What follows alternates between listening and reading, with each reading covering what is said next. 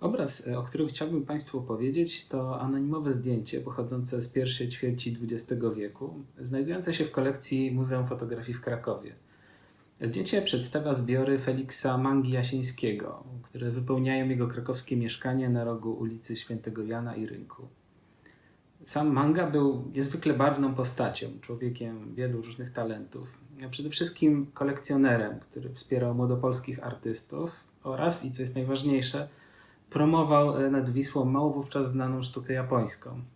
To z Japonii właśnie pochodzi jego pseudonim Manga, który zaczerpnięty został z dzieła słynnego artysty Katsushiki Hokusaya i oznacza dosłownie zbiór drobnych, różnorodnych rysunków.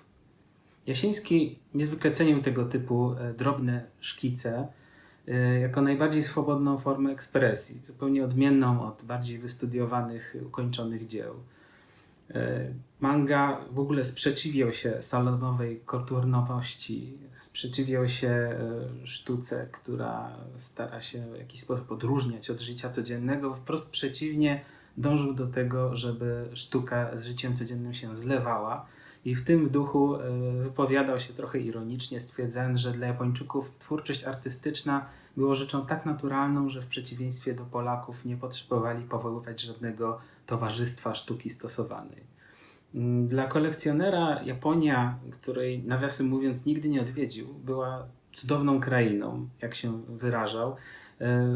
Wyznaczała ona pewien ideał, do którego powinni dążyć rodacy Jasińskiego. I sam Manga realizował tą wizję w swoim życiu, zamieniając własne mieszkanie w prawdziwy gabinet cudów, taką swoistą wunderkamerę, a zarazem prywatną galerię sztuki, gdzie niemal każdy obiekt codziennego użytku miał zarazem status unikatowego eksponatu. Dobrze widać to na zdjęciu, o którym chciałbym opowiedzieć, więc przyjrzyjmy mu się uważnie. W pierwszej chwili mamy wrażenie, że oglądamy dyptyk, powielający dwukrotnie to samo ujęcie wnętrza wypełnionego obiektami. Po chwili dostrzegamy, że oba zdjęcia nieco różnią się między sobą ze względu na niewielkie przesunięcie aparatu fotograficznego. Odległość między dwoma punktami widokowymi to prawdopodobnie około 65 mm, czyli dokładnie tyle, ile wynosi na ogół rozstaw ludzkich oczu. Wiąże się to ze szczególną techniką wykorzystaną przez fotografa. Stereoskopia, bo o niej mowa, upowszechniła się od połowy XIX wieku i w pewnym sensie przypomina współczesne anaglify imitujące przestrzenną głębię poprzez złożenie dwóch obrazów odzwierciedlających perspektywiczną różnicę między prawym i lewym okiem obserwatora, i który później jest przeniesiony na formę płaską, którą jednak oglądamy na przykład przez specjalne okulary albo za pośrednictwem specjalnego aparatu stereoskopowego. Zdjęcia tego rodzaju często wykonywano za pomocą aparatu o dwóch obiektywach i właśnie z taką sytuacją mamy do czynienia w przypadku tego konkretnego zdjęcia. Przeanalizujmy jego kompozycję. W kwadratowy kadr każdego z obrazów wpisano koliste lustro, a z kolei w jego centrum możemy zaobserwować trójkątny zarys statywu. Z jego szczytu spogląda na nas podwójne oko aparatu. Mamy tu do czynienia z obrazem w obrazie, utrzymanym trochę w duchu dokonań XVII-wiecznych niderlandzkich artystów, którzy lubowali się w przedstawianiu własnych odbić, dyskretnie wkomponowanych w lustrzane powierzchnie widoczne w ich dziełach.